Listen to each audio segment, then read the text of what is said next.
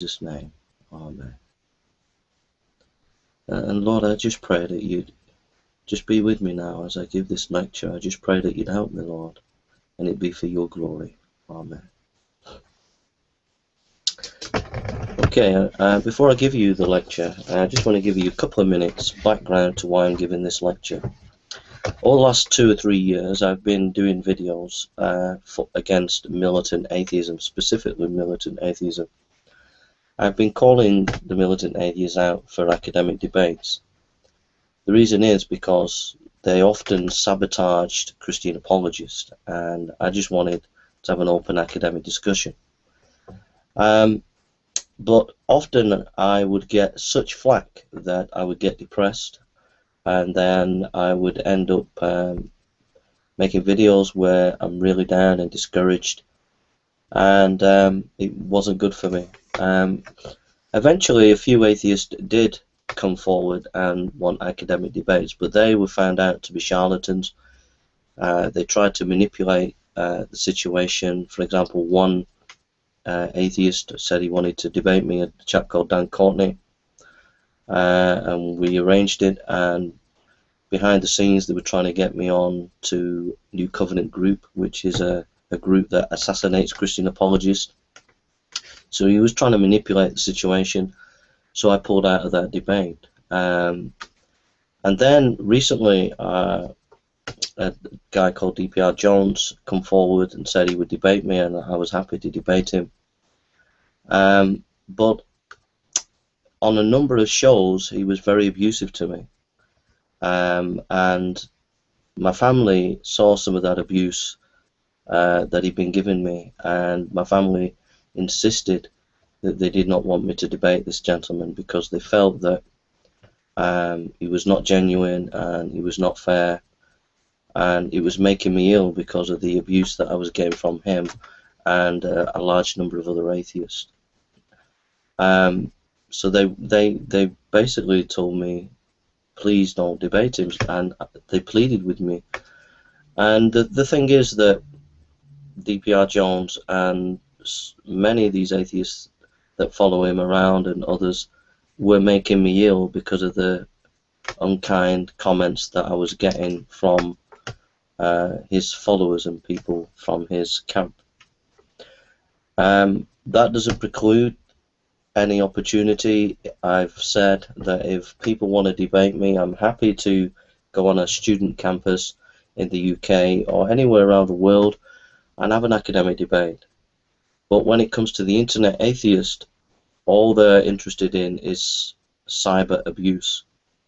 It's cyberbullying, even when it comes to trying to have an academic debate with them. So what I'm doing is staying away from them on the World Wide Web and looking for opportunities to debate people at student unions and places like that.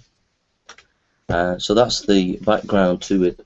But because I made the atheist a promise, I made Aaron Ryan, a famous atheist, a promise that I would have an academic paper for him to read, and also DPR Jones that I would debate him.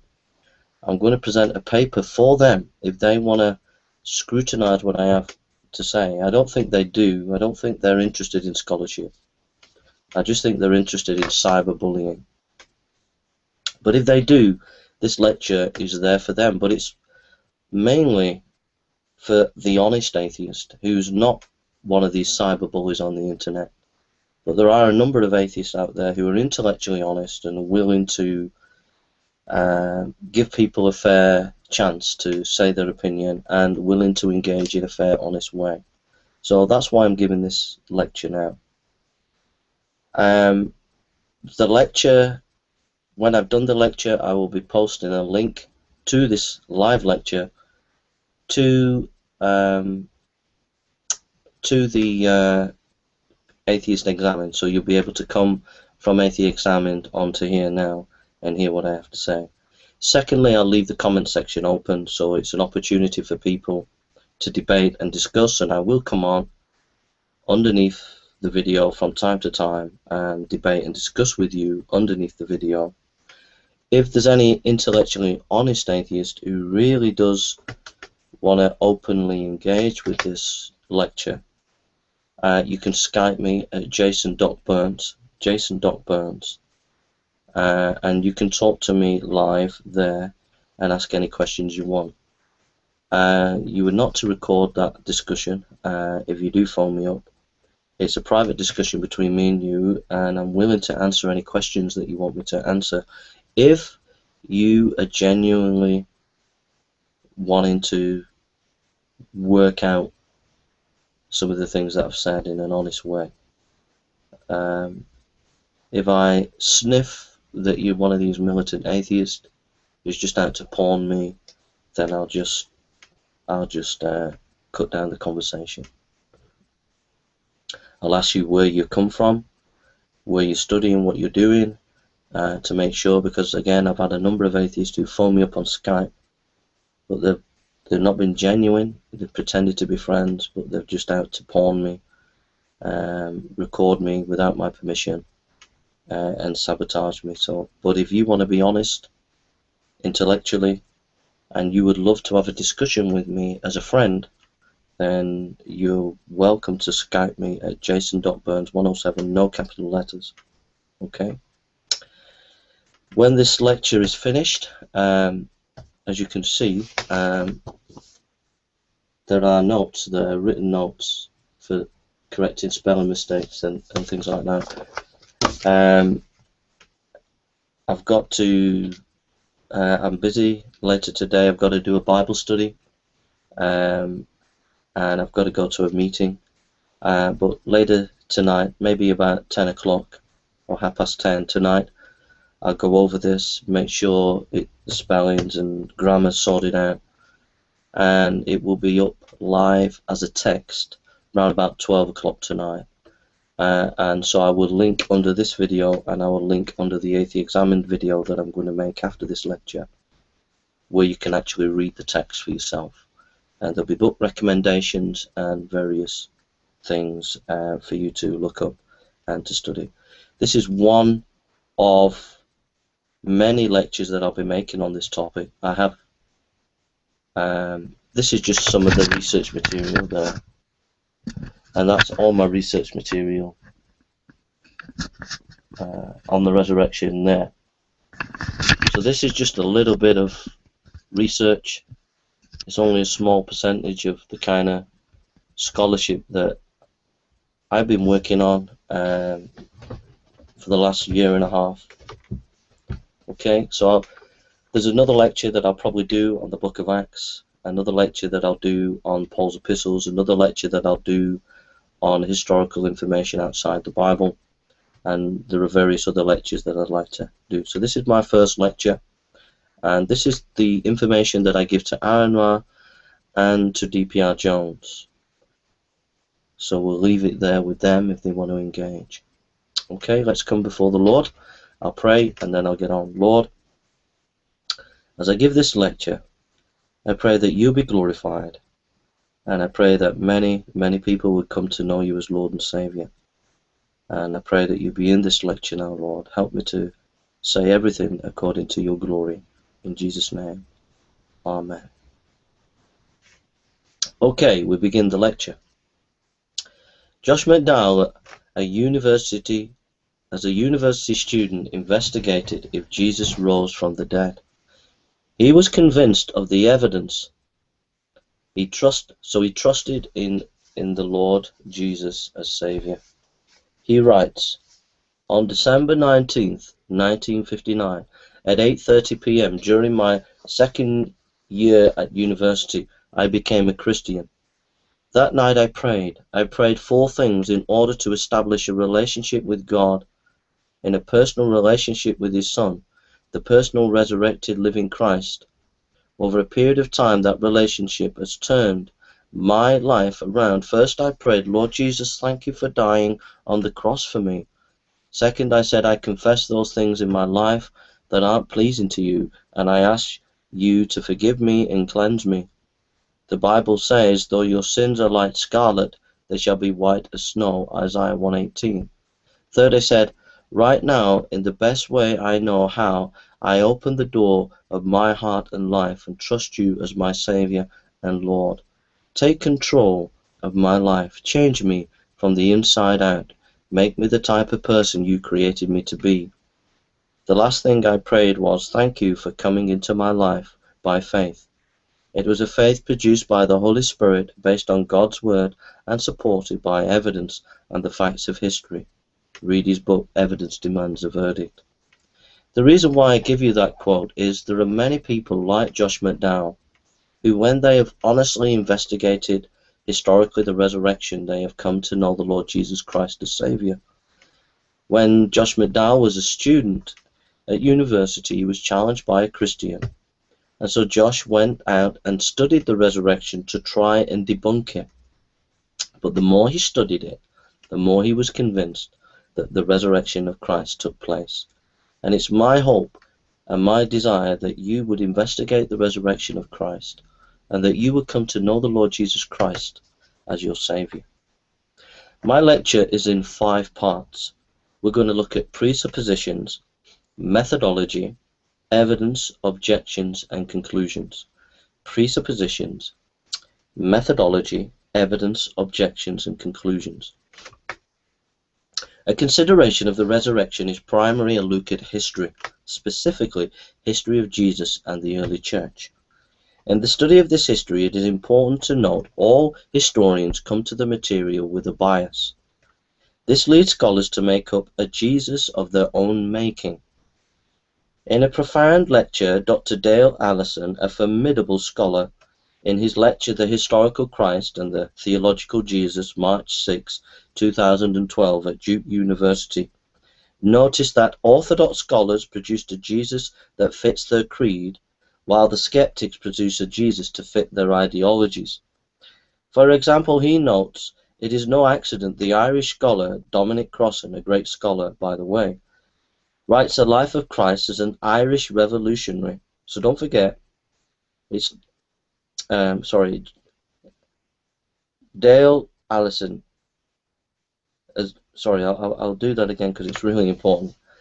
Dale Allison from Duke University noticed that Orthodox scholars produced a Jesus that fits their creeds, while the skeptics produce a Jesus to fit their ideologies. For example, he notes it is no accident the Irish scholar Dominic Crossan writes the life of Christ as an Irish revolutionary who was under the imperial power of Rome.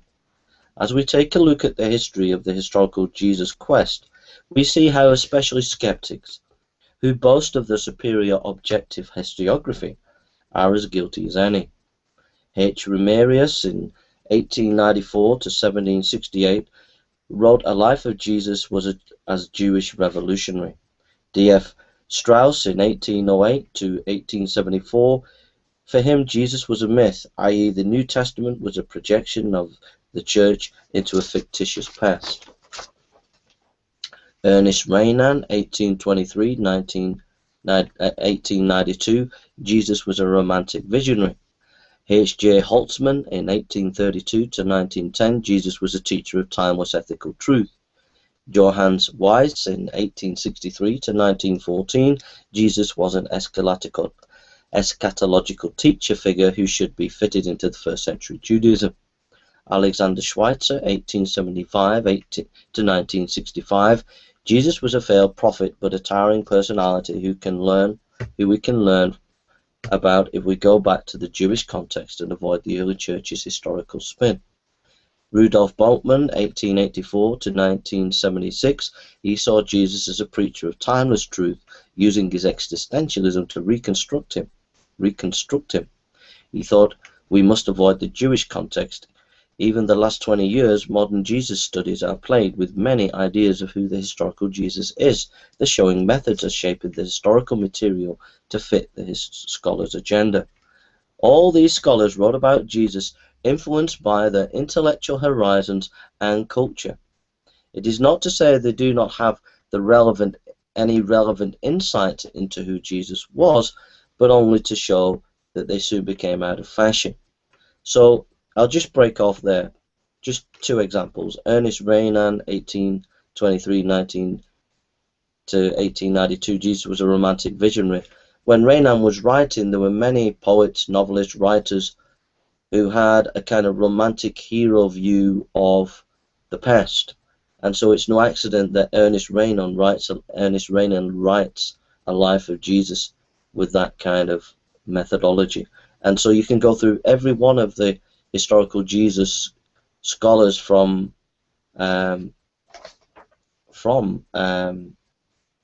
Ramirez right down to Schweizer, and every one is writing a Jesus with a bias from their own cultural and historical perspective.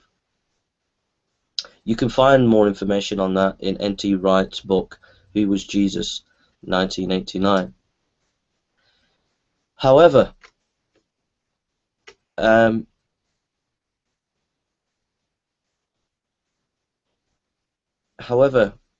new atheists have not broke free from creating a Jesus in their own image. So let's look at some modern atheist scholars. The British scientist Richard Dawkins considered Jesus is a product of the later church, a mythological figure who might have existed. Now, he gives no analysis of any historical data in depth, page 199 to page 22 of his book, The God Delusion, to back up his claims. When he comments on the history of the church, he uses, in the main, secondary sources, i.e. a few scholars, and does not know the few primary sources he quotes, i.e. the Gospel of Thomas. Then we have the British journalist and writer Christopher Hitchens, 13th of April 1949 to 15th of December 2011, in his book God Is Not Great. Page 40, page 51, page 60, page 64, page 68, page 89, page 109 to 23, page 127 to 128, page 130, page 152, page 158 to 159. In his polemical attack on Christianity, Hitchens' conclusion is that Jesus was an avatar of Seth, a Gnostic invention who makes more sense than early churches' fabrication of a historical Jesus. He spends most of his time attacking the birth narratives of Jesus, relying on the scholar Bart Ehrman for his evidence. Hitchens does not engage with any mainstream scholars who would disagree with Ehrman. Hitchens puts the four Gospels along the same date as the Gnostic Gospels, failing to realize the Gnostic Gospels quote the four Gospels, thus making the four Gospels much earlier in their production. The four Gospels are 1st century and the Gnostic, in the main, are 2nd century. You can find this by the lecture Who Wrote the Gospel by Timothy McGrew, who gives a lecture on Apologetics 315 YouTube channel. Hitchens shows no awareness of the culture of 1st century Judaism, how that relates to Jesus' studies. He does not comment about Jesus. When he does comment about Jesus, most of the time he sees him in the context of power, where religion is one of control. This highlights Hitchens' Marxist influence in understanding history. The American writer Sam Harris, in his book End of Faith, page 35, page 96 to 97, page 82, page 83, page 156 to 157, page 158, page 241, page 254, he sees Jesus as a Jew, but politicizes him at every turn. He understands Jesus' divinity and death as political tools used by the church against the Jews, a theological anti-Semitism. Jesus' birth is but a Catholic invention which had hang-ups about sex, and we have had this for 2,000 years in the West. It is no accident. Sorry for my itchy nose. It is no accident. It is no accident that Sam is a secularized Jewish atheist and will see Jesus this way as he does. Again, Sam makes no effort to really understand the historical Jesus, both in his historical context. He engages with no scholars who would disagree with him on his comments of Jesus. It is one-sided, highly politicized broadside against religions. Then we come to Michel Onfray, the French philosopher. In his book Atheist Manifesto, page 115 to 127, said Jesus' existence has not been historically established.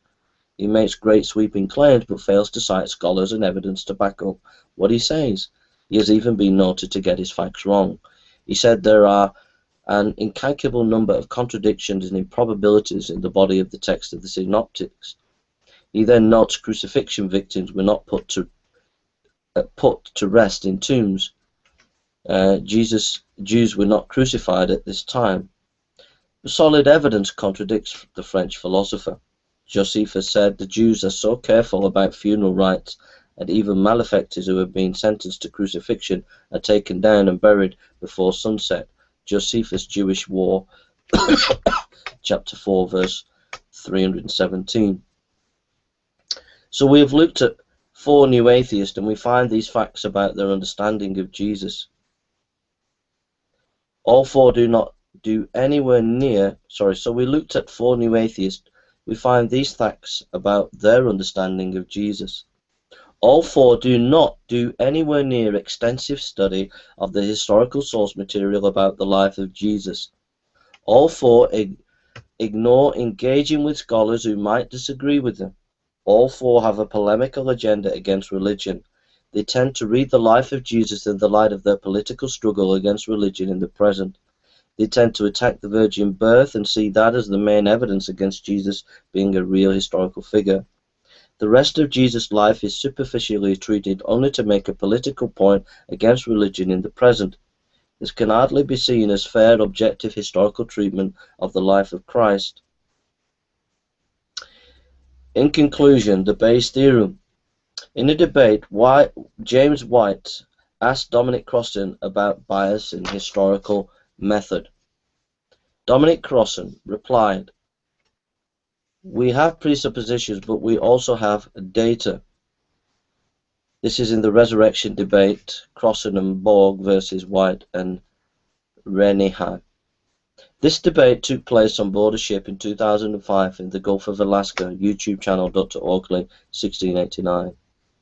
Crossan, he implied that we can get to the historical data even with bias.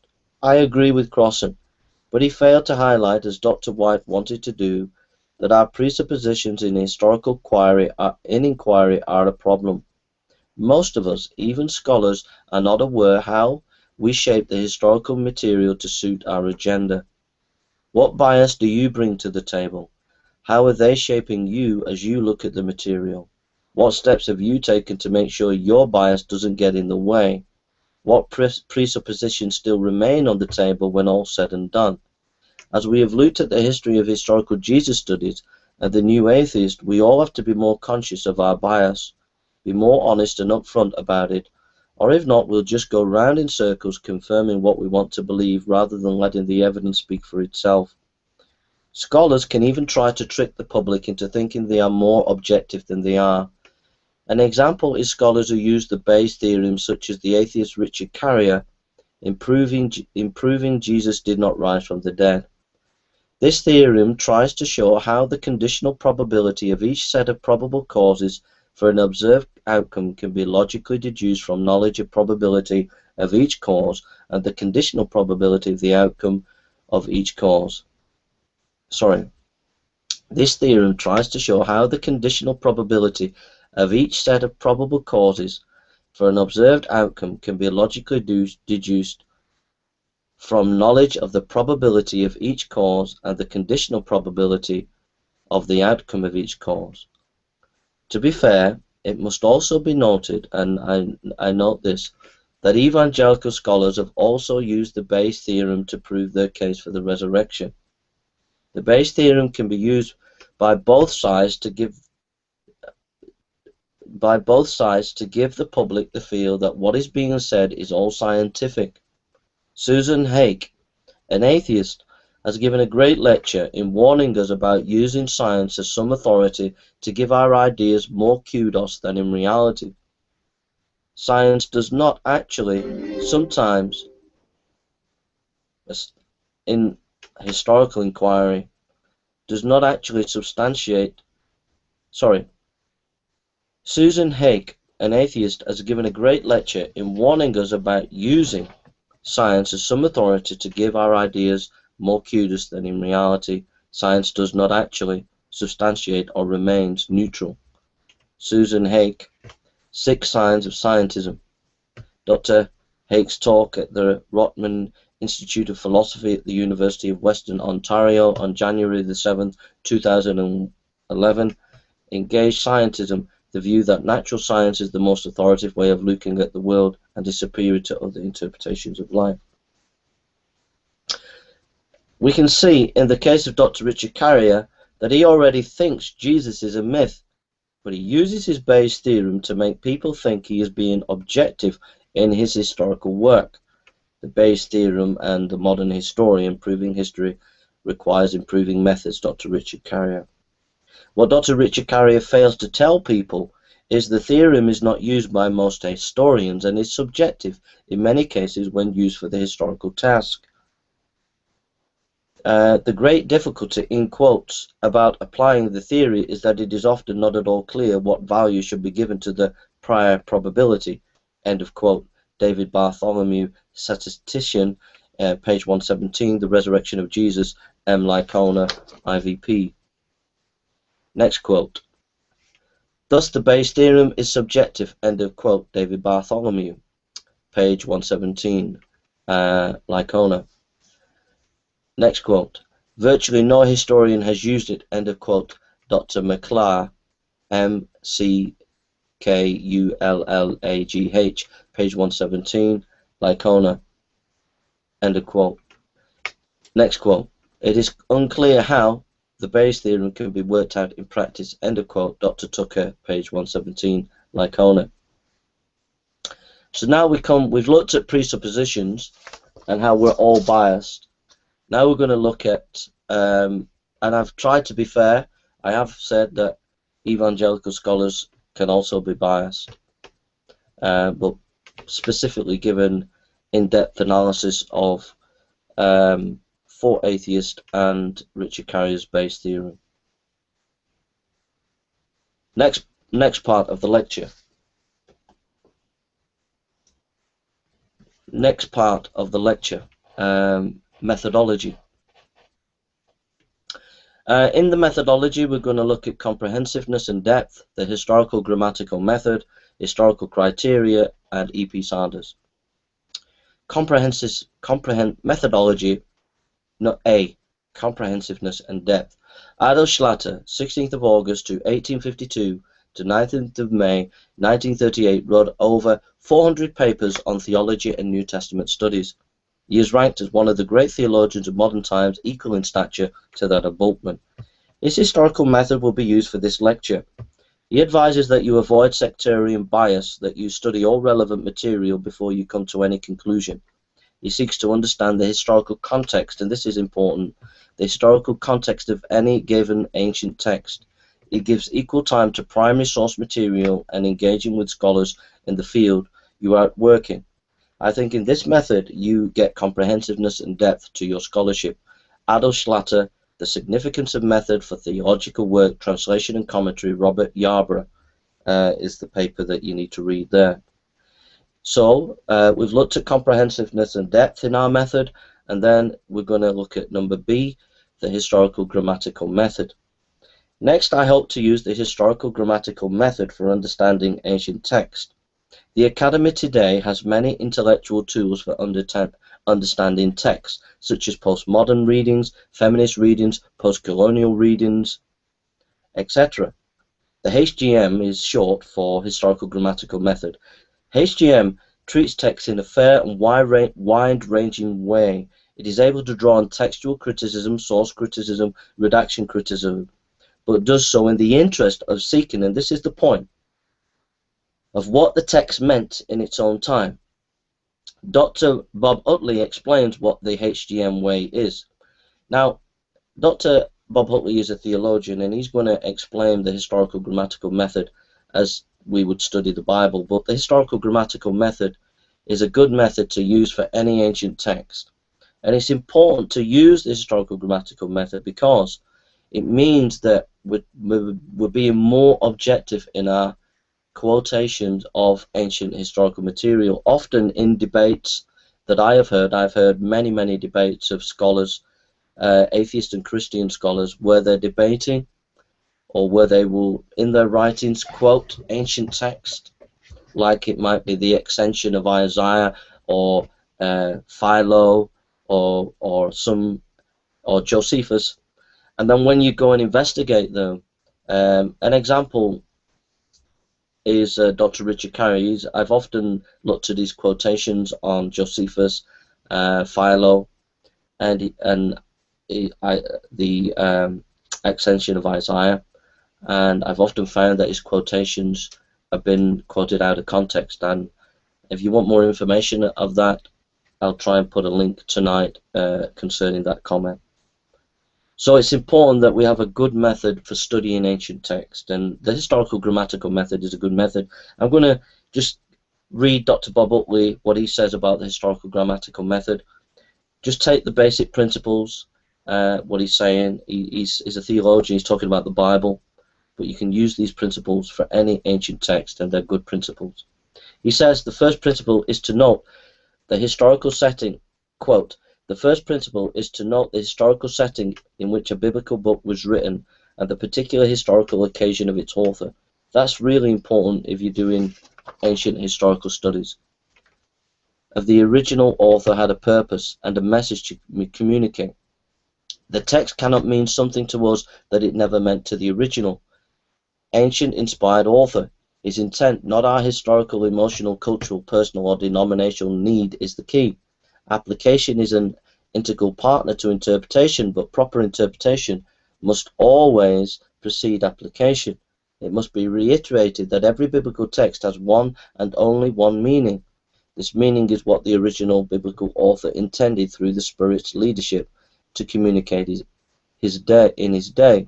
This one meaning may have many possible applications to different cultures and situations. These applications must be linked to the central truth of the original author. For this reason, this study guide commentary is designed to provide a brief introduction to each book of the Bible. Page 3, Dr. Bob Utley in his seminar on hermeneutics. Now, just to unpack that just quickly, take out the little bit about where it says the Holy Spirit there, but generally the basic principles there are very helpful. When we're looking at ancient texts, we've got to try and understand what the author's saying. Okay, we've got to make sure that we don't bring our cultural bias into the reading of the ancient text, etc. That's all really he's saying. Second principle. The second principle is to identify the literary units. Every biblical book is a unified document. Interpreters have no right to isolate one aspect of truth by excluding others. Therefore, we must strive to understand the purpose of the whole biblical book before we interpret individual literary units. The individual parts, chapters, paragraph, verses cannot mean what the whole unit does not mean. Interpretation must move from deductive approach of the whole to an inductive approach to the parts. Therefore, this study guide commentary is designed to help the student analyze the structure of each literary unit by paragraphs. Paragraph and chapter divisions are not inspired, but they do aid us in identifying thought units. Interpreting at a paragraph level, not sentence, clause, phrase, or word level, is the key in following the biblical author's intended meaning. Paragraphs are based on a unified topic, often called theme or topical sentence. Every word, phrase, clause, and sentence in the paragraph relates somehow to the unified theme. They limit it, expand it, explain it, or question it. A real key to proper interpretation is to follow the original author's thought on a paragraph basis through individual literary units that makes up the biblical book. Page 3, Dr. Bob Utley's seminar textbook, PDF, 240 pages on hermeneutics by Dr. Bob Utley. You can get it at www.freebiblecommentary.org, seminar textbook PDF. Now, basically what Dr. Bob Utley is saying is that whenever you're looking at an ancient text, make sure you get it in its paragraph context. Often, like people like Richard Carrier will quote the extension of Isaiah, one piece, and it's just not in that whole paragraph section what that part that he's quoted means. So whenever I'm quoting from the Bible, or whether I mention an ancient text, I have to make sure that I've done some kind of work in trying to understand the literature that I'm quoting. And you have a responsibility when you are quoting any ancient text, we've made sure that you are quoting it in context. And like I said, in many debates, when scholars are debating, they often quote ancient text out of context. So next, historical criteria. I hope to use the methods that historians use in assessing and hypotheses for historical data. This means my method tries to keep within the mainstream of historical scholarship. Also, it is very important to note, as we use the historian's tools, it means we are using historical data as evidence, not presuming or defending an inspired Bible. I believe the Bible is the Word of God, but my argument is a historical argument based on historical evidence. I must repeat that because it's so important. In this lecture, I am not defending an inspired Bible, although I believe in an inspired Bible. I am making an historical argument using secular historians' methods for historical inquiry. Okay? So my 5 criteria for assessing my theory, historical hypotheses, are as follows. Explanatory scope. This means we look at the quantity of the facts that our hypothesis accounts. The hypothesis that has the most relevant facts has the best explanatory scope. My historical criteria. So there we are. Number 2, explanatory power. This looks at quality of the given facts. If you can explain your position with less ambiguity, then it has better explanatory power. If one has a strong presence, you may get some due to the nature. If one has a strong presence, you may get some due to the nature of patchiness of history. In other words, if you do get some things that are not explained in your theory, that is because history is often patchy. All right. Third, plausibility. A hypothesis must conform to the background knowledge better than the other position. We look at opponents' views and see also if they are confirmed by anything in history or today by the sciences. Fourth, less ad hoc. When we use less non-evidence assumptions, we are in a better position than using such arguments that lack any evidence. And number 5, illumination.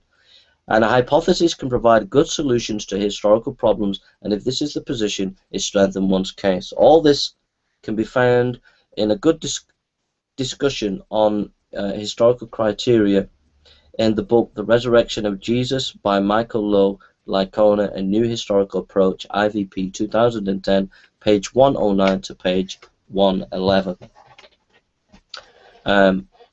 Quote, he writes, when conducting authentic historical investigation, one cannot presuppose that the sources with which they are working are inerrant or divinely inspired. Otherwise, we would simply conclude everything reported in those sources is true and wrap up the investigation. A theologian can do that when studying. A theologian can do that when studying Jesus. A historian does not have that luxury. Theology and history are different disciplines with different objectives and approaches. Now, I believe that everything in the Bible is true. But that's a statement of faith and has to be argued by reason of a different sort. My objective in this book was to see what I could prove concerning Jesus' resurrection with reasonable and adequate historical certainty, and apart from any faith. Dr. Licona, roundtable discussion with Michael Licona on the resurrection of Jesus, A New Historical Approach, Danny Aitken, Craig Blomberg, Paul Copan, Michael Kruger, Michael Licona, and Charles Quarles at the Southern Theological Review. So you can Google that and look at the article there. So basically, I reiterate that again. When we're making this argument for the historical Jesus, we are not making it because we said the Bible's inspired, therefore what we say is true. What I'm saying is, using Michael Licona's 5 criteria, which he got from secular historians, what we're saying is we're looking at ancient historical source material. We're not presuming that it's inspired, and from that we're deducing certain things. as historians. Next thing we need to note, part D of methodology, is E.P. Sanders and the Academy. It's true that many lives of Jesus are produced by scholars and are biased. But at the same time, we must realize that modern scholarship has come to a general agreement about some facts as to the life of Jesus. It would be unwise to build a foundation without paying respect and using some of this scholarship and its conclusions. What atheists do not tell you is Dr. Richard Carrier, Earl J. Doughty, David Fitzgerald, Dr. Robert McNair Price are all skeptics who say Jesus never even existed, which makes them fringe scholars who are flying in the face of mainstream scholarship. I do not say I agree with all the methods and conclusions of mainstream scholarship, but at the same time I acknowledge we are making progress in our understanding of Jesus. Some of the facts we know about Jesus and most scholars agree on are as follows. Number 1, Jesus was baptized by John the Baptist. Number 2, Jesus was a Galilean. He preached and did healings. Number 3, Jesus had 12 disciples according to him. Number 4, Jesus did his work for Israel. Number 5, Jesus was controversial at the temple. Number 6, Jesus was crucified outside Jerusalem and by the Roman authorities. After his death, Jesus' followers continued as a clear movement, a group of Jews persecuted at least part of the new movement. Galatians 1:13-22, Philippians 3 verse 6. The persecution continued up to the end of Paul's career, 2 Corinthians chapter 2:24, Galatians 5 verse 11, Galatians 6 verse 12, Matthew 23:34, Matthew 10:17. E.P. Sanders, 1985, Jesus and Judaism, Philadelphia, Fortress Press. So I have to stress that again, that if you're going to have a hypothesis about the resurrection of Christ, either negative or positive, if you're going to go against the mainstream scholarship, then you need to give good reasons why. And what my position does is build on what mainstream scholarship has achieved about the historical Christ. And I have to reiterate again that the mainstream scholarship is rejected by most skeptics on the atheist side or their allies. Not all, but by most of them. And they are seen and are fringe scholars. That doesn't mean to say fringe scholarship is bad scholarship, because you can be a fringe scholar and make good arguments, but what it does mean is that it is fringe scholarship, and there's a reason why it's a fringe it's generally fringe scholarship. It's the reason why it's fringe scholarship is because they are just rejecting the main facts of what mainstream scholarship has achieved, and they're doing that with esoteric and exotic theories rather than solid evidence, and that's why their views are not being accepted by the Academy. Number 3, evidence. So now we get to we've looked at presuppositions, we've looked at methodology, and now we look at the evidence. The evidence, A, the Gospels. The Gospels can be traced back to show that they are early historical material. This is extremely important. So my first argument is that the Gospels are early source historical material. 180 AD, Tatian, the historian, a Christian theologian, lived about 120 to 180 AD. His text, the Diatessaron, is a harmony of the 4 Gospels. The text was used by the Syriac-speaking churches and was a standard text for Christians of that time. So the fact that the Gospels were being used in 180 AD as a standardized text around Assyria and the ancient world shows you that the text must have been produced much earlier than 180 AD. Go back to 1st century, really. 150 AD, Justin Martyr, First Apology, 150 AD. In 150 AD, quotes the Gospel of John, chapter 3, in Apology 61, verse 4 and 5.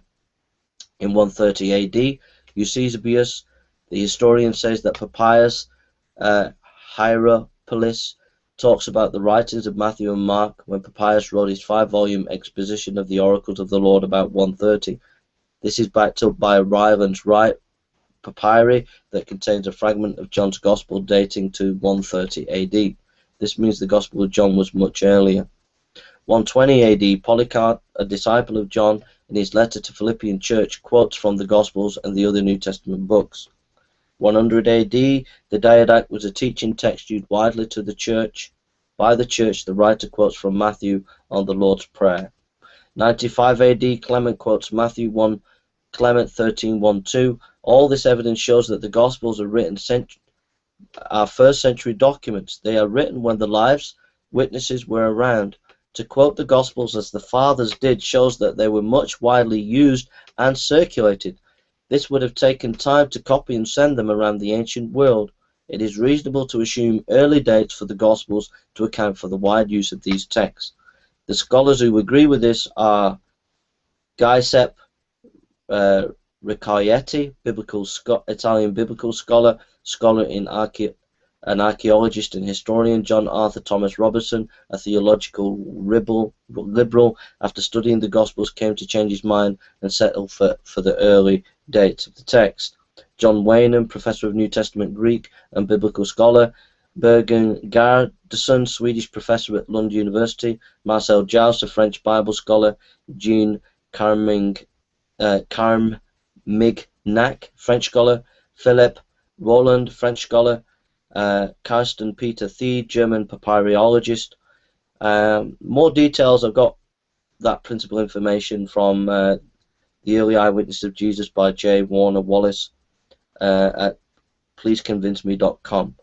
Early Eyewitness of Jesus. So if you want to look details about that, you can go to his website. Ignatius is a good case in point. He lived from 35 to 117 AD.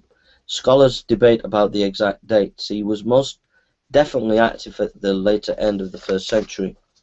He quoted the Gospels. He says, quote, Jesus Christ was the stock of David, who was from Mary, who was truly born, ate and drank, was truly persecuted under Pontius Pilate, was truly crucified and died, who also was truly raised from the dead, his Father raising him. Ignatius based his comments on the Gospels.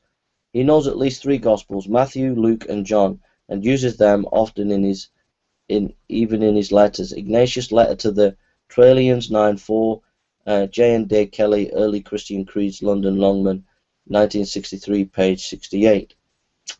You find in Matthew 12:27 is the letter to the.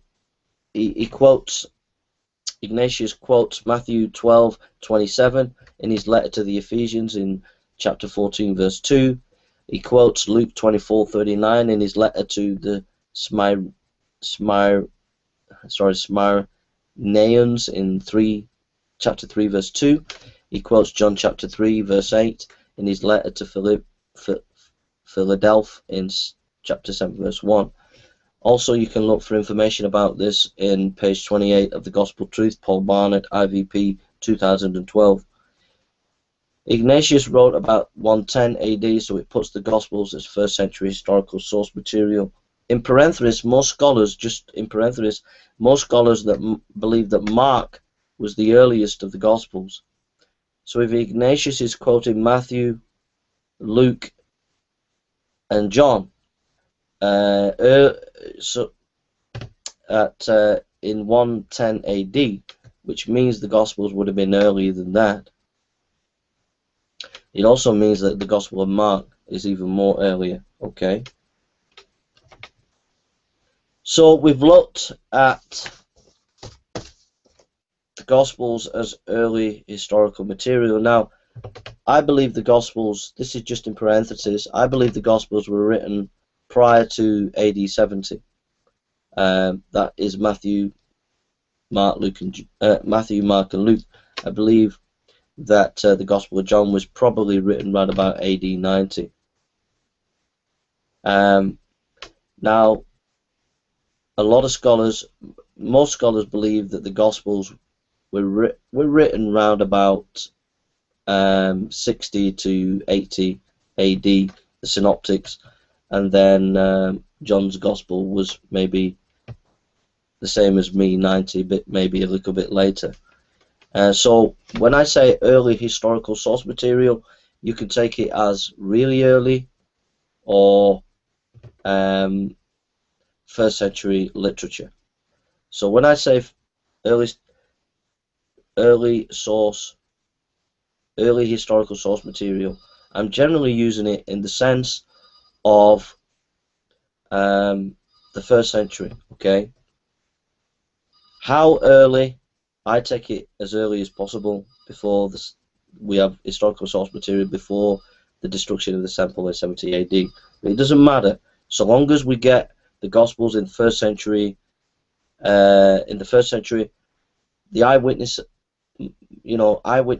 of the time of Jesus would have still been around. So either way, it's early historical source material. Another parenthesis, it's not in my notes. If that's a problem for some people, which it shouldn't be a problem actually, because that means we're on brilliant solid ground as historians. But Dr. Keener, an ex-atheist who's a Christian, has done some real good work on oral tradition and showed how the ancients were very good at passing on information through oral tradition. They had bigger trained memories to do that. So if you say, well, it took, say the first gospel written 40 years after Jesus' life, things could have changed. But if you studied first century oral tradition and how they passed on information, that kind of argument just doesn't stand to scrutiny. But whether you agree with the most important thing that you need to realize is that the Gospels can be traced back to the first century. Once we've done that, I don't think you have an argument as a skeptic. I don't think you have an argument to make about anything concerning whether that material is good material for historical investigation. If we can trace it back to early source material, that's just brilliant. As a historian, you should get excited. And when you compare the historical source material for the life of Christ as compared, say, to Muhammad, the earliest historical material that we start to get on Muhammad is 200 years after his life. And you compare him to Jesus, and we are in such a different world. It's much more accurate, much more closer to the situation. Okay, so these are just parenthesis things. They're not in my paper, all right. But I just putting that in, just if any atheist had some questions about that. If you want to find out more information, Google Dr. Keener on his Book of Acts, or go to his website, Keener, K-E-E-N-E-R, ex-atheist, and he's done a lot of videos on oral tradition, and you can read some of his articles on his website. He's written a main authority on the Book of Acts. So if you Google Keener Book of Acts, you'll be able to find where he is and stuff like that. Anyhow, so what we've done there is we've traced the Gospels as throughout history, and we've traced it right back, and it's early historical source material. You can go to for studying Ignatius, you can go to www.earlychristianwritings.com Ignatius. The next important thing to note is that the Gospels are accurate historical documents. Not only are they early historical documents, they are accurate historical documents.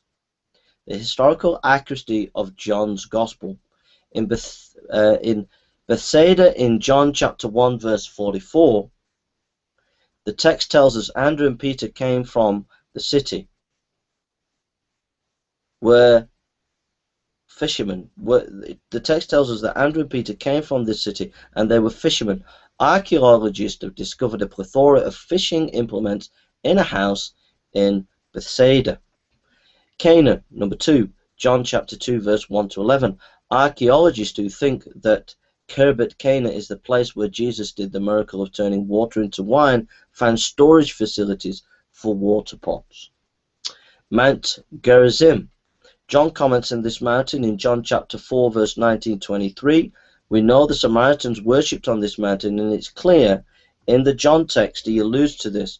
We also have text of the Samaritans from 4th century AD which have within them earlier tradition of messianic expectation. This can be seen in the Samaritan woman's reaction to Jesus. The Samaritan text, let the restorer come safely and sacrifice a true offering. The restorer will come in peace and reveal the truth and will purify the world. That's in the Samaritan text that goes back to earlier Samaritan tradition. Okay? And it can be mirrored, it's seen mirrored in John chapter 4:25 when the Samaritan woman asks a messianic question, I who speak to you am he.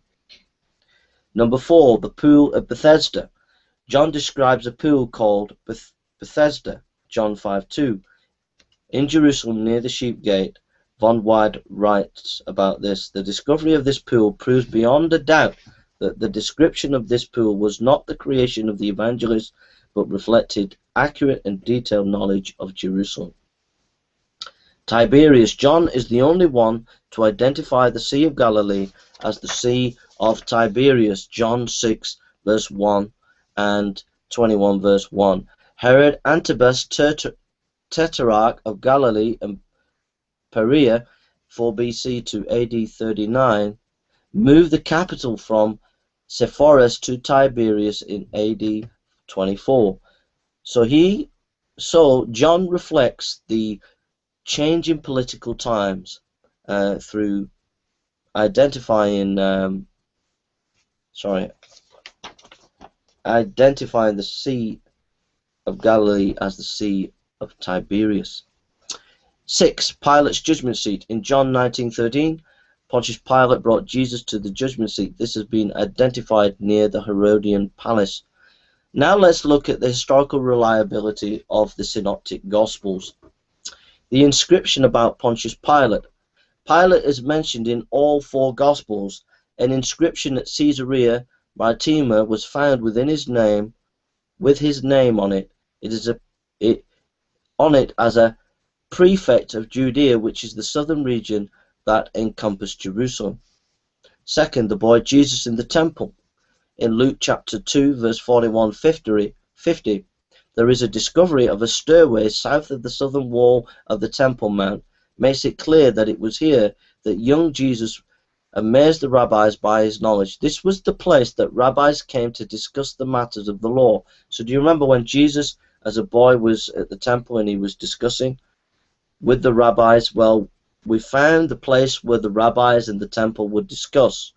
And so the matching of the historical story, with the historical reality of what we know of the temple matches. Number 3, a wine-press stone walled terrace and 3 towers. In all Gospels, Jesus is called Jesus of Nazareth. In the parable of the talents, he says that a man planted a vineyard. He puts a wall around it, dug a pit for the winepress, and built a watchtower. Mark 12:1, Matthew 21:33. But Luke in 20 verse 9 omits most of the elements. In the 1990s, archaeology confirmed this data of Nazareth and a winepress. Less than half a mile from the center of 1st century Nazareth to the west, a winepress has been exposed, and beautifully constructed stone wall terraces are now visible. Most importantly, 3 circular stone towers, only about 50 feet apart, now rise majestically above the rocky terrain. So when we read the Gospel's historical the stories of Jesus, when he's talking about certain things, you know, archaeology is discovering that is backing up the historical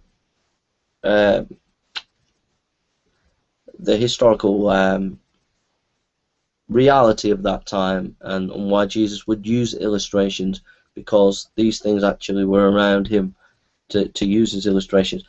The Galilean boat in Luke 5, verse 1 to 11. A fishing boat is mentioned. A fishing boat has been. Sorry, Luke 5, 1, 11. You know, the story there is about a fishing in Galilee. A fishing boat has been found in the mud of the northwest shore of the Lake of Galilee and confirms the Gospels. It's not the disciples' fishing boat, but what it shows is the kind of things, the historical things that are happening in the Gospels are being backed up by archaeology. Number 5, the farmers in the parable of the tenants. This parable, Matthew 21:33-46, Matthew 12:1-12, Luke 29:19. The landlord rents out his land to farmers. When he sends his servants to collect some of the produce or profit, the farmer beat them and eventually killed the landowner's son. From the larger context of rabbinic traditions, Greek papyri, and a true life story from Cicero himself in 106 to 43 BC, this practice is verified. Craig A. Evans, Are the Wicked Tenant Farmers Peasants, page 231-50. Peter's house in Capernaum, Matthew chapter 9 verse 1. Peter's house found. Von Wald writes, almost all scholars now espouse this view that the house belonged to the apostle. Helpful books on this subject of research and material. Helpful books on the subject and research material about the historical reliability of the Gospels can be found in the following: Paul Rhodes Eddy and Gregory A. Boyd, The Jesus Legend, A Case for the Historical Reliability of the Synoptic Jesus Traditions, Baker Academic 2007, D.A. Carson and Douglas Moo, An Introduction to the New Testament, 2nd edition, Zondervan 205, F.F. Bruce, The New Testament Documents, Are They Reliable? 1981, Erdmans, Craig Blomberg, The Historical Reliability of the Gospels, 2nd edition, InterVersity 2007, Berger, Gardson, Reliability of the Gospel Tradition, Hendrickson 2001, Donald Guthrie, New Testament Introduction, 4th edition, InterVersity 1990, Mark D. Roberts, Are the New Testament Documents Reliable? 205, Rami Arav, Bethesda in Carlson's Worth, Jesus and Archaeology, page 145, 666, Dan Barrett, Jesus and the Herodian Temple in Charlesworth, Jesus and the Archaeology, page 308, James H. Charlesworth, Jesus and Archaeology, Erdmans 2006, James D. Dunn, Jesus Table Fellowship and Quran, Jesus and the Dead Sea Scrolls, ED edition, James H. Charlesworth, Doubleday, page 1992, page 2000, page 254 to 72. Jesus in Context, Temple and Purity and Restoration, Brill 1997, ED Bruce Chilton and Craig A. Evans, page 231 and 50. John McRae, Archaeology in the Bible, Jerome Murphy O'Connor, Oxford Archaeological Guide to the Holy Land, 4th edition, Oxford 1998. Just a little comparison between the Gnostic Gospels and the Gospels as a comparison. The Gnosticism, the word came from an ancient Greek word, knowledge. A Gnostic is someone who knows, or a knower. What does he or she know? It was secret teachings that lift him to new insights. The biblical Gospels root their truths in real time and place around the life of Jesus, who lived in Israel before the fall of Jerusalem. It is true.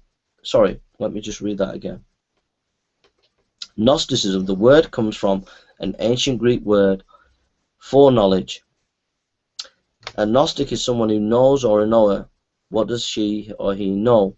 It was a secret teaching that lifted him to the new insights.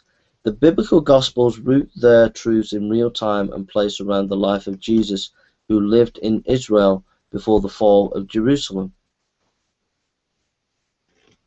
It is true, each Gospel has a theological agenda, but history is the heart of what they communicate.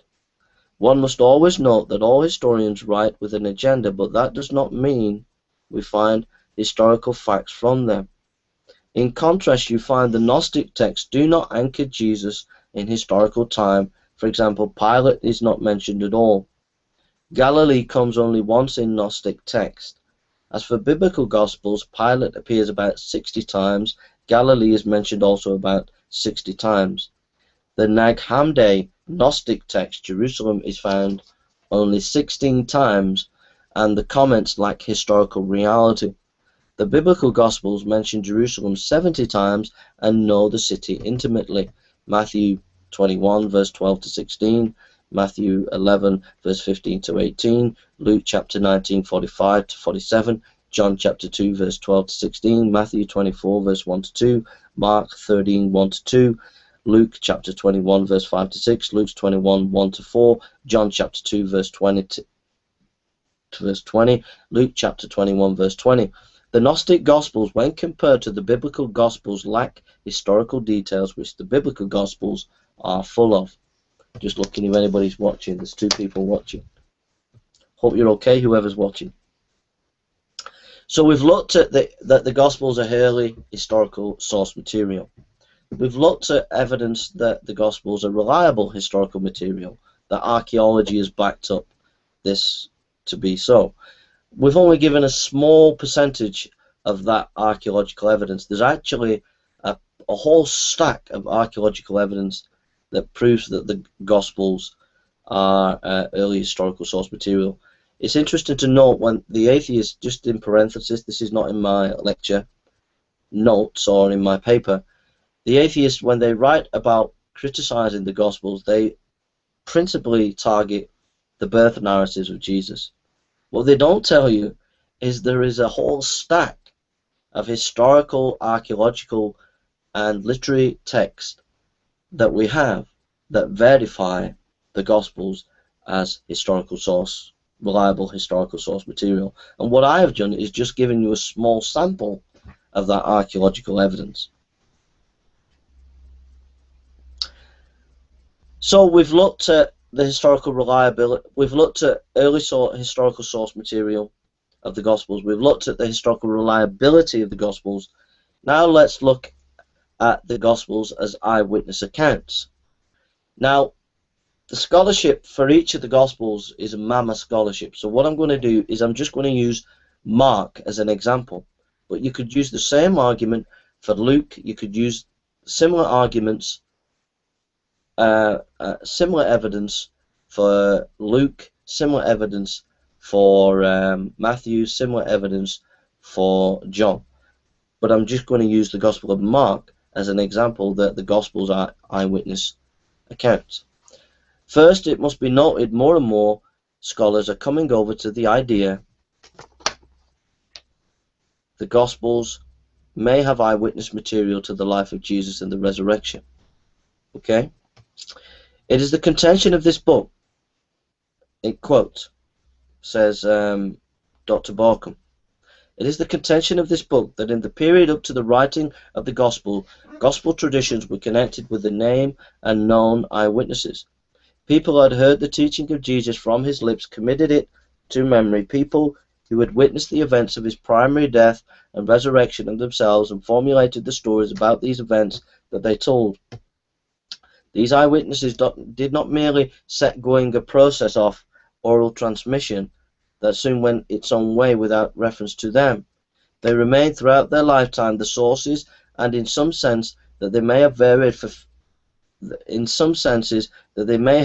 for figures of central or more marginal significance, the authoritative guarantors of the stories they continued to tell.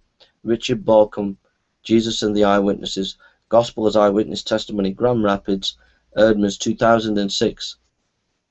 The following evidence comes from his research, most of it. Evidence of eyewitness of the Gospel of Mark. A.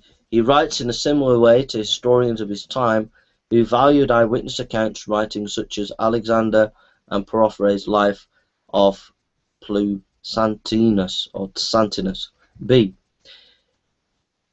He used a common narrative strategy, Mark did, called inclusio. Inclusio is the literary technique of placing corresponding material at the beginning and end of a particular stretch of text, short or long, in order to mark off that section and to say something about the intervening section of the text. Inclusion This general sense is extremely common in ancient literature. C. Mark's inclusio makes Peter the principal eyewitness in the second Gospel. It just makes sense that a biographer would name his human source early in his account and remind his readers of them at the end of his account. Peter plays a big role, but it is bigger in the much shorter Gospel of Mark. D. Mark is writing a narrative that he is not in, so he cannot use we. Instead, he uses they in a careful way in a passage of movement from one place to the next. These passages imply that we of Peter's point of view, and who is included in the we. It is Peter and the 11 other disciples, or the core: Peter, James, and John, and sometimes Andrew, Peter's brother. Borkham says that the literary function of the plural to singular narrative device in Mark makes it, in effect, Mark's way of deliberately reproducing in his narrative the first-person perspective, the we perspective from the Peter naturally told his stories, page 164. E. Finally, we see how Mark text matches Peter's sermon, showing eyewitness attention comparison.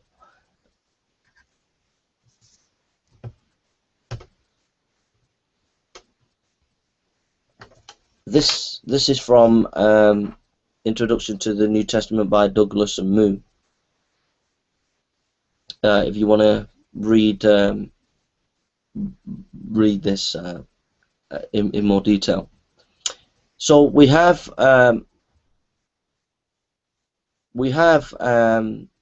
Peter's sermon in Acts chapter 10, verse 34 to 43, and as we compare Peter's sermon with the Gospel of Mark, we find a correlation, and so we can see that Mark is based on eyewitness accounts if it's based on Peter's sermon.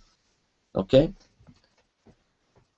So in Mark, we read Mark chapter 1, verse 1, the beginning of the good news about Jesus Christ. The comparison to that is in Acts 10:36, we read, telling the good news of peace through Jesus Christ. In Mark chapter 1, verse 10, we read, Jesus saw the Spirit descending on him. In Acts chapter 10:38, we read, God anointed Jesus of Nazareth with the Holy Spirit. In Mark chapter 1:16 and 8:26, we find the Galilean ministry. Sorry about this. I'm just looking for the.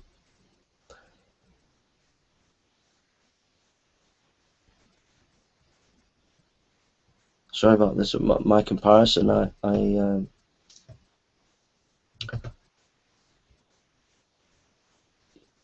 Yeah, it has to be. Sorry about this. Yeah, in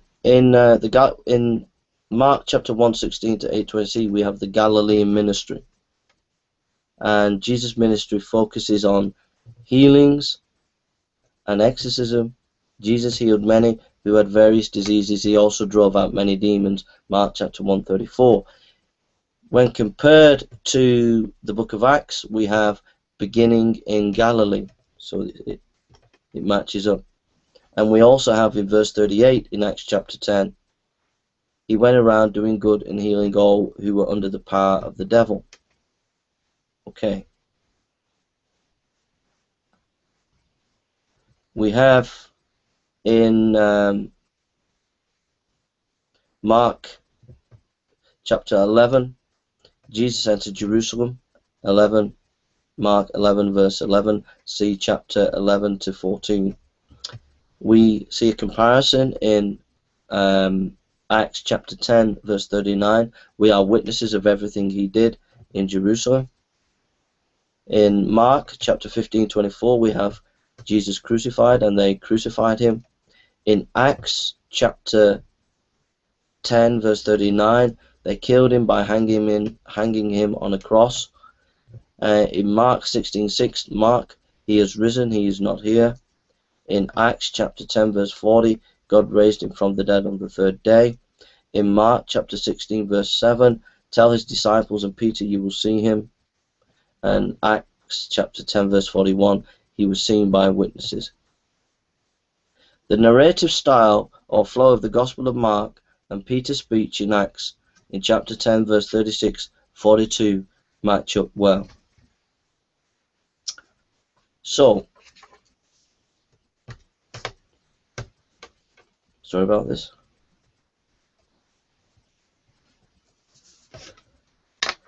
So, we've established the early historical source material of the Gospels. We've established the historical reliability, and we've established that it's based on eyewitness accounts through Barcombe and a study of the Acts passage, comparing it with the Mark passage. Now we're going to look at objections to the resurrection of Christ. And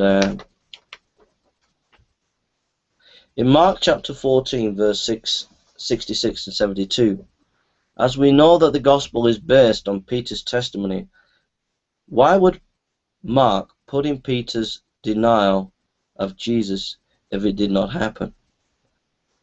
Also, why would Peter be a coward at the time of Jesus' death and be bold preaching in Jerusalem 40 days later? What changed him from coward to Mr. Courageous? The account of Jesus' death has a ring of historical truth around it. In Mark chapter 16 verse 9, Mary Magdalene, a woman of ill repute, is the first to bear witness to Jesus. Why make a woman the first witness when a woman's testimony was not respected in the ancient world? In Mark 16:11, we are told the disciples did not believe the testimony of the woman. Why would you put material into a text that was either deluded or lying in such a case? It only makes sense that these events took place. In Mark, we learn that Jesus died on a cross, Mark 15:25-37. He was buried in a tomb by Joseph of Arimathea in Mark 15:43, and he was seen in a resurrection by Mary Magdalene. This resurrection is stated as a bodily resurrection. The Jesus who died is said to have really appeared to Mary. You may not believe in a literal resurrection, but you must be honest and face the fact that the early church in this account is saying Jesus rose from the dead. Now these three facts modern scholarship would agree with. It falls in line with the work done by E.P. Sanders and others. In other words, as we've looked at the eyewitness accounts of Mark and learned that it is based on eyewitness accounts, we learned three basic facts from the Gospel of Mark: that Jesus died on a cross, that he was buried in a tomb, and then later Jesus was seen by Mary. Okay, and the early church believed in a resurrection. These three facts accord with modern scholarship in historical studies. They do not contradict E.P. Sanders and others. So, if our historical source material is early source, is reliable, and based on eyewitness accounts, fits the historical context, accords with scholarship of most scholars, I conclude the following. I'll just let that finish because this is important. What happens is we get these people from India, and they just phone and they're just looking to sell you things, so that's why I never answer the phone. Okay, so we've got these three facts, so this is my conclusion from these basic facts. And they are facts of history. What I've just told you about Jesus dying, the empty tomb, the tomb, being buried in a tomb, and the disciples believing in a resurrection, those are just facts that modern scholarship believe in. You know, it's only fringe scholars like atheists that just don't agree with that. But so we're not saying, I'm not saying that Jesus rose from the dead at this point. I am now. All I'm saying is we can establish factually that Jesus died on a cross. We can establish factually that he was in the tomb. We can establish factually that the early church believed in a literal resurrection of Christ. We can establish that historically, very, very solidly. It's a certainty that that's historical bedrock, all right? And even if you disagree with me, you've got a big problem, because you're going to have to deal with E.P. Sanders and the rest of the modern scholarship that's around.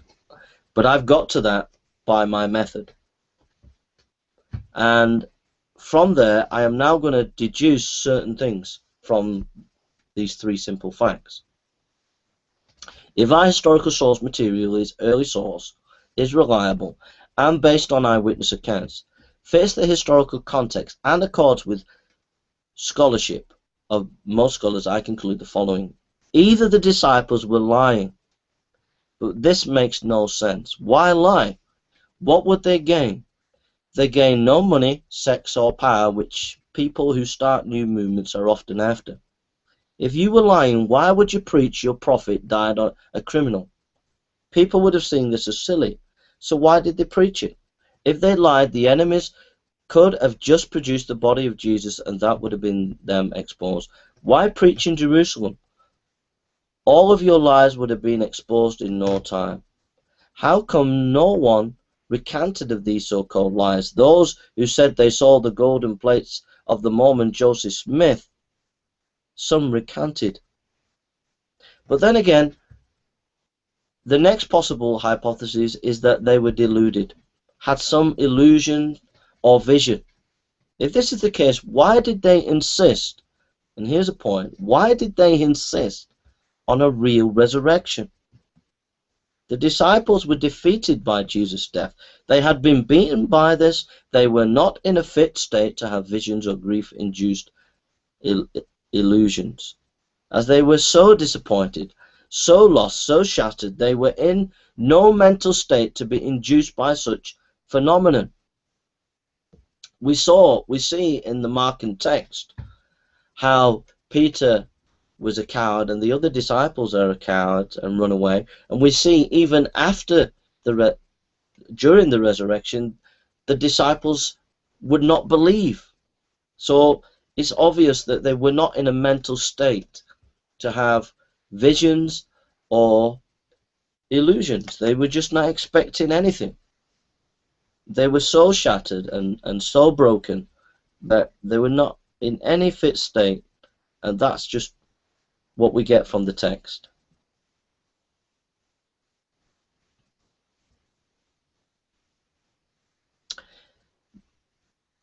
So the next possibility is that Jesus did rise from the dead, and it makes perfect sense.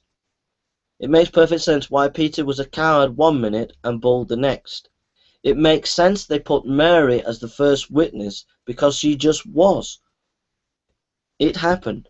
It makes perfect sense the disciples did not believe Jesus rose from the dead, as they were crushed by Jesus' death and were not expecting anything. Mark is just telling us what really happened. Now you might say miracles do not happen, but that is a philosophical argument. A philosophical argument that, if it be honest, does not know, you know, here's a point. This is not in my lecture, but I'm going to just fill this out a little bit in detail. But if you say that miracles cannot happen, that is a philosophical argument, not a historical argument. And that philosophical argument is based on uniformity of nature, because nature is uniform and we don't see miracles happening anyway. The possibility of a miracle happening is just virtually impossible. But if we look at the quantum level of nature, beyond the quantum level, we don't know how nature interacts and matter interacts with each other. There's a point at which we do not know. And so therefore it is possible that something breaks into nature that we have not understand, which goes beyond the quantum level. And so therefore we should be open to the possibility of a miracle. Now you might say, well, a miracle is a supernatural event, but I would define a miracle as a sign. And so there's an important distinction there. And a miracle as a sign, it is possible that something within nature has happened, taken place, that is gone beyond the, it is beyond the quantum level of matter, that we don't understand, that breaks into our history and is a sign. And the only possible way that you can assess that is by looking at the historical data, not arguing from a philosophical point of view. And it's interesting to note that there's only one person in history who's ever really honestly tried to investigate miracles in a real honest way with a criteria for assessing miracles, and that is David Hume. When David Hume assessed the miracles of the time of Pascal, he had 5 to 7 criteria of assessing miracles, and when he assessed the miracles amongst the French Catholics of Pascal's time, he found that the French Catholics' miracles actually fulfilled his criteria, but yet nobody became, Hume did not believe in miracles, even though the miracles fitted his criteria. The point that I'm trying to make is, if you're going to disprove miracles, you've got to disprove it on historical grounds. But nobody since Hume has ever, any atheist has ever come up with a criteria for assessing miracles. So there's a disingenuousness there from skeptics. They say that miracles don't happen, but they have not got the intellectual tools and criteria for assessing miracles on historical grounds. That's not in my lecture, but I've just unpacked it a little bit more. I'll just write that down, unpack. Alright, I might have to put that in a bit, no. If you want details on that, go to Dr. Gary Habermas, PhD, on his website, and look at his PhD, and he goes into David Hume there at great length.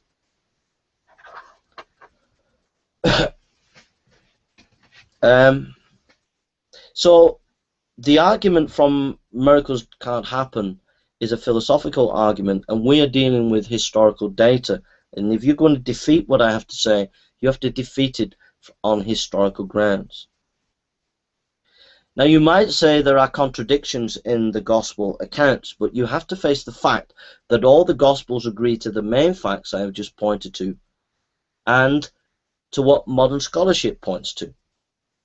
Minor contradictions, if you can find them, do not overturn the big facts that we know. I'll put that in. Plausibility structure. Plausibility structure. If we're making a scientific theory, if we have a good plausibility structure, if we have a good plausibility structure, i.e. that we have good solid evidence for the main foundations of a scientific theory, then we're not going to abandon that theory if we've got minor contradictions within that theory. Okay? That just doesn't happen. And you're going to get minor contradictions and anomalies within your scientific theory, but if you've got big evidence structures for your theory, then you've got a good plausibility structure. We, in this case, have good solid evidence for the big facts of this case.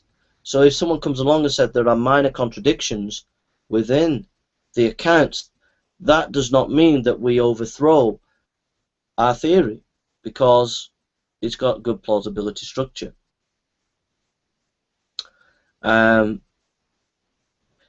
So saying that there are contradictions in the text doesn't actually deal with the argument. What you're actually doing as skeptics is you're attacking inerrancy. And now I believe in inerrancy, but that's not the argument. We're not here to defend inerrancy. We're here to defend, did Jesus Christ die and rise again? And we're doing that based on historical grounds, not on an inspired Bible. So all your argument does, when you say there are contradictions in the gospel accounts, when people are listening and looking on, and you see them and you point out some kind of contradictions in the text, that doesn't overthrow the fact that Jesus did die, that Jesus was buried in a tomb, and that the early disciples believed in a resurrection. It doesn't overthrow those grand historical facts that modern scholarship has come to accept. Just doesn't overthrow that. And so, but what it does do is when people are listening to you bring out these so-called contradictions, you really put doubt in people's minds about inerrancy. That's all you're doing. But you're not being intellectually honest and saying and admitting to the audience that actually the facts are there. It's solid stuff that we're talking about. These contradictions that people bring up in the text have been answered. You can look at the Bart Ehrman Project YouTube channel, which has got a number of scholars who answer some of these so-called contradictions. And I think just for argument's sake, this is not in my paper, but just in case, because contradictions is a big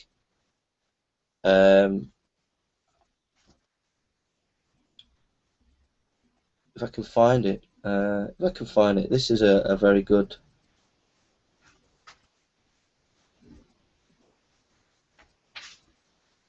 This is a very good. I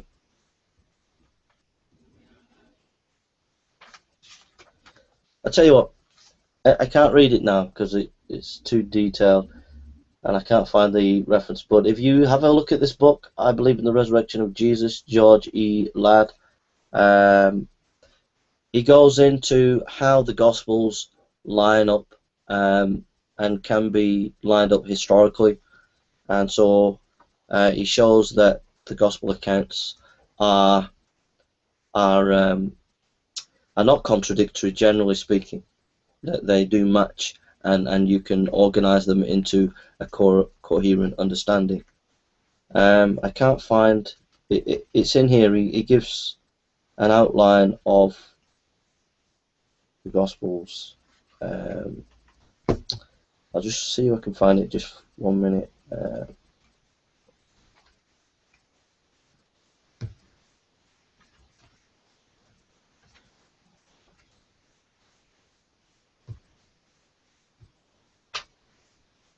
No, I can't find it. But it is. It gives a very good synopsis of how the gospel material can be lined up and is not contradictory. So have a look at the book, okay? But anyhow, my argument against contradictions is based on science. It's based on plausibility, structure, and epistemology. That's my main argument. That's in my paper. If you want the detailed textual work, you go to this book, okay? And the Bart Ehrman Project. Okay. The next objection to the resurrection, people could say that Jesus is a myth, but we've already shown that early historical source material, that we're basing our argument on early historical source material, and also the Jesus myth idea has no supporting evidence. The idea that the Greek and Egyptian gods, they are in no way the same as Jesus. Evidence for this can be found if you read Plutarch's essay on Egyptian religion. This is a standard text that ancient historians of ancient understanding of Egyptian religion rely on. And Plutarch's text says nothing about dying and rising gods. Also, primary source material there, not in my lecture, but just in case anybody might come back at that. If you read the Egyptian Book of the Dead, if you read Dionysian hymns, I've read about 90 of them. Primary source material there, nothing about dying and rising gods.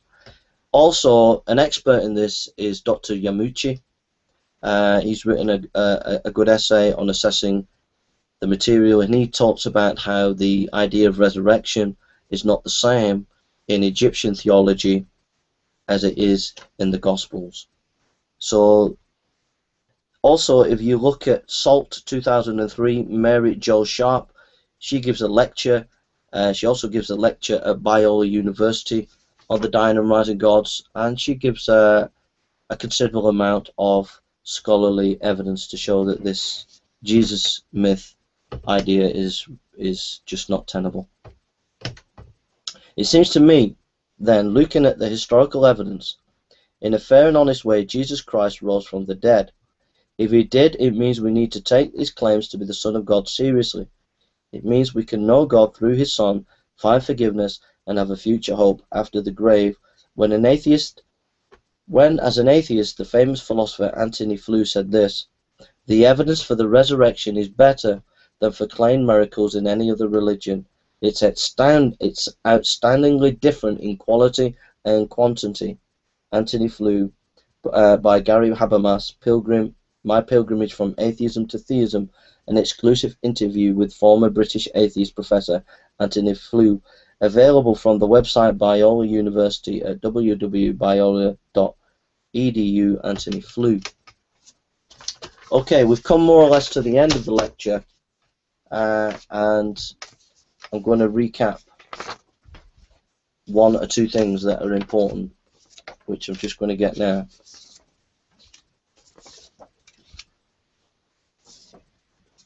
Okay, what we've established is that our material is early historical source material. We established that the Gospels are historically reliable material, and we established from the Gospel of Mark, as a sample of the other Gospels, that we're dealing with eyewitness material.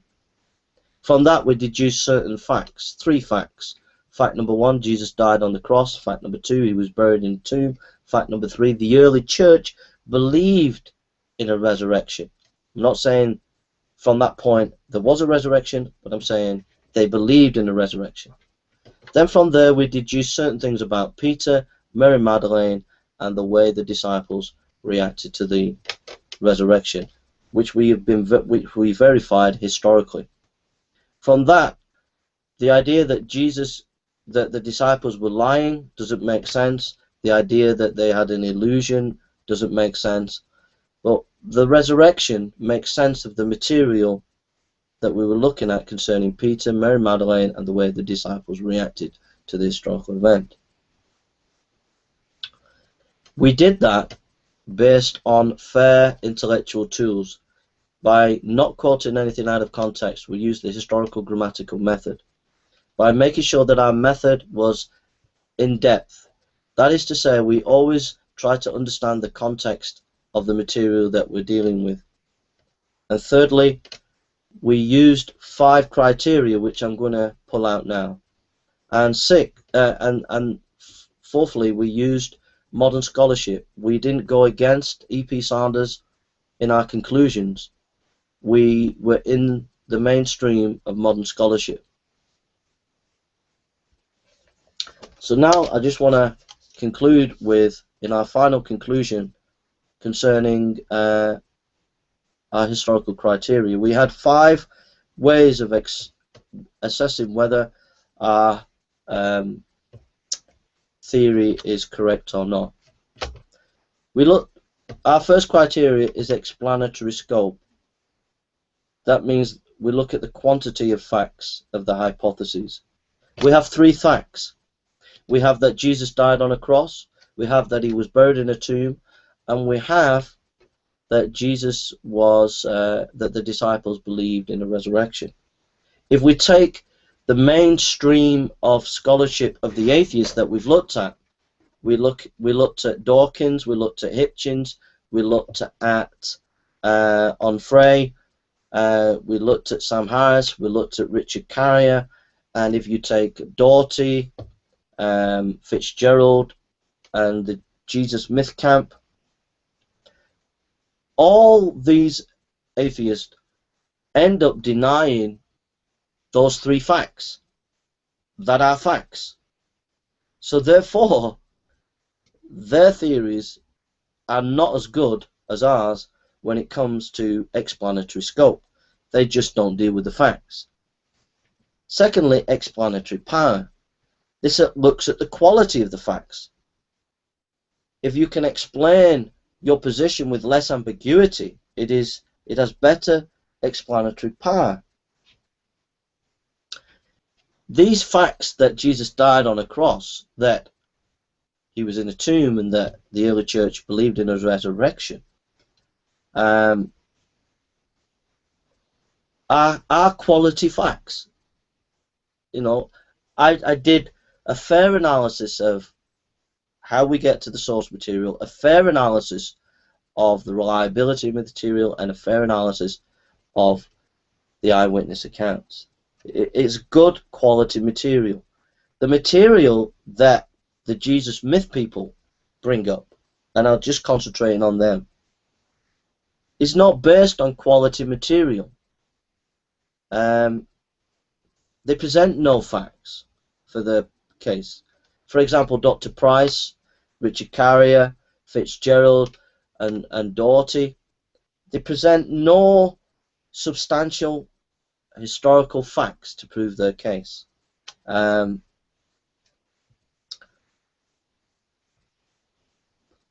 example of that is Doughty will say main argument against the Christian position of the resurrection is he'll say that the Apostle Paul does not mention much about the life of Jesus, therefore Jesus was a myth, and that's his main argument.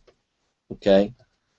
However, he doesn't tell you that there is lots about Jesus in Paul's epistles. All right. That Pliny mentions about Jesus, the Christians, younger Pliny mentioned about Jesus being worshipped. That the book of James mentions a lot about Jesus' teaching. So this argument that Doughty uses is a weak argument. It does not have any substantial facts to it. And the same can be said of Fitzgerald, the same can be said of Richard Carrier and these kind of atheists. Whereas our position is based on good, solid, quality facts.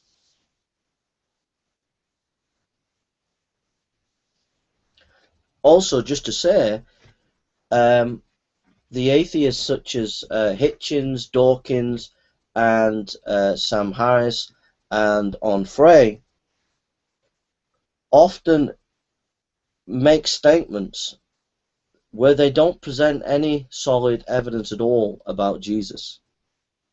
If they do use a scholar such as Bart Ehrman, it's on very ethereal, imaginative scholarship, say about the Gnostics, that has not been established by mainstream scholarship.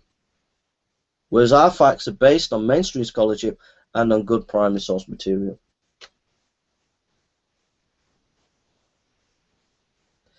Plausibility. The hypothesis confirms to the background knowledge better than other positions. We look at opponents' views, see also if they are confirmed by any in history or today by sciences. Our position of the three facts, that Jesus died, buried, and the church believed in a resurrection, fit the historical background. And the key to the historical background here is the Jewish context. You see, the atheists, when they talk about Jesus, invariably try to explain him as a myth using Egyptian and Greek sources, generally speaking. Whereas our argument is based on first century Judaism, which again modern scholarship has begun to realize that that's the real context of the New Testament and the life of Jesus. So our belief in a resurrection fits the Jewish historical context. For example, the Jews believed in a resurrection. Their belief in a resurrection was that it would come at the end of time. There were nuanced views about that resurrection, but they believed in a physical resurrection at the end of time, which even though the Christian position, the time of Jesus, his resurrection is a bit different, it still fits within the Jewish context that there would be a physical resurrection. It's only that what the Jews missed of their time is Jesus was the first fruits of the resurrection of the end time. But in other words, our belief in a resurrection fits the historical context of first century Judaism, where if you say Jesus is a myth, it's way off the scale of the historical context, because first century Jews didn't believe in that. The first century Jews didn't believe in a spiritual resurrection. That's Greek. You know, if you're talking about spiritual resurrection, you're going to have to get that from somewhere, from Greece or from Greek sources or from Egyptian sources. But that is not a first century Jewish understanding of resurrection. And our position matches and is in accord with the historical context of the time.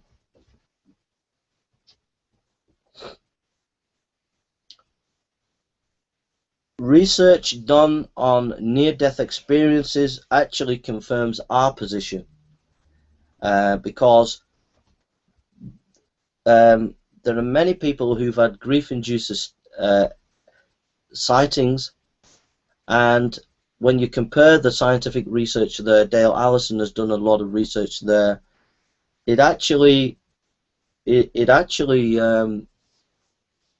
you know, the research that Dale Allison's done actually doesn't contradict our position. And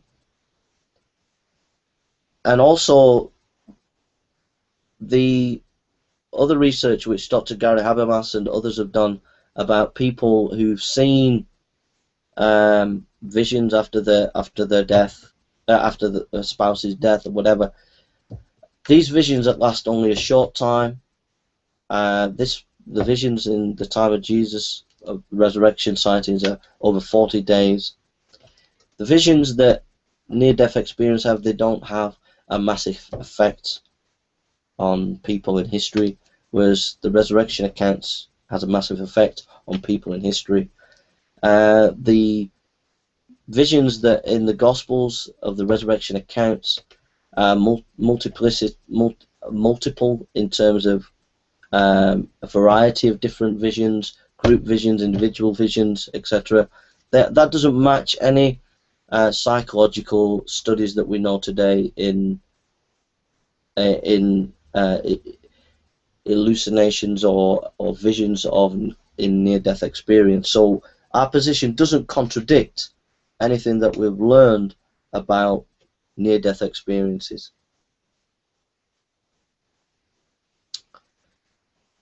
And again, it fits the historical context. So we've looked at explanatory scope, explanatory power, plausibility, less ad hoc. Our position just stays to the facts. When you go into the myth hypotheses or any other hypotheses, people start to invent things. For example, they say, well, the body might have been stolen, but there's no evidence for that. So people can conjecture things, but they start to put conjecture in without any evidence. Our position just stays to the solid evidence. And then illumination. And our hypotheses can provide good solutions to historical problems. Our position provides, if we believe in a literal resurrection, it provides a good help in understanding a lot of the emergence of Christianity, and also understanding the text of Christianity. If you look at all the New Testament, most of the New Testament, if you look at most of the books of the New Testament, apart from the book of Jude, maybe 2 John, 3 John, and what else is there? The book of James.